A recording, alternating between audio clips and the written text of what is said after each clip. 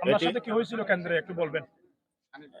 কিছুক্ষণ আগে আমাদের কুতুবদিয়া উপজেলা আওয়ামী লীগের সভাপতি আরঙ্গজম মাতবর এবং আমার সদ্য চাচা অ্যাডভোকেট ফরিদ ইসলাম চৌধুরীর সহধর্মণী এখানে আমাদের সন্ধিপাড়া কেন্দ্রে আসেন। ওনারা আমার সাথে সাথে কুতুবদিয়া উপজেলা আওয়ামী লীগের সভাপতি আরঙ্গজম মাতবর শুধুমাত্র আমাদের এলাকার জনসাধারণকে যেভাবে দুর্ব্যবহার করছে এটা বলার মতো না। আমরা ঢুকে দেখেছি আমাদের স্থায়ী ভোটাররা সুষ্ঠু গণতান্ত্রিক অধিকারে তারা ভোট দিতে চাচ্ছে, এটা তাদের অপরাধ। তারা সুষ্ঠু ভোট দেওয়ার জন্য আগ্রহী।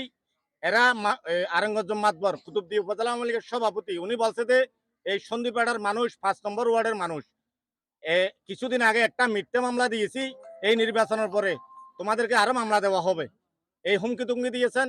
সুতরাং আমরা স্থায়ী জনসাধারণের কাছে আমরা বিনীতভাবে অনুরোধ করছি যাতে আমরা সম্মানের সাথে গণতন্ত্র অধিকার ফিরিয়ে দিতে চাই। আমরা গণতন্ত্রের সমস্ত অধিকার ফিরিয়ে দিতে চাই। আমরা সুষ্ঠু নির্বাচন চাই। আমি 22 March Alia hotel union Awami লীগের সাধারণ সম্পাদক দায়িত্ব পালন করি। এরপর 5 নম্বর ওয়ার্ডের সাবেক মেম্বার হিসেবে দায়িত্ব পালন করি।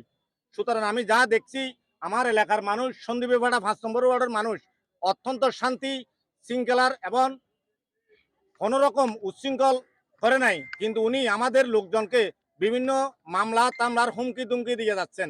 সুতরাং আমি স্থায়ী প্রশাসনের কাছে আমাদের ডিআইজিএফআই এনএসআই এবং সাংবাদিক ভাই এদের কাছে আমি আমাদের জনগণের পক্ষ থেকে সেই সত্য কথাটা তুলে ধরতে চাই। ধন্যবাদ সবাইকে। আসসালামু আলাইকুম।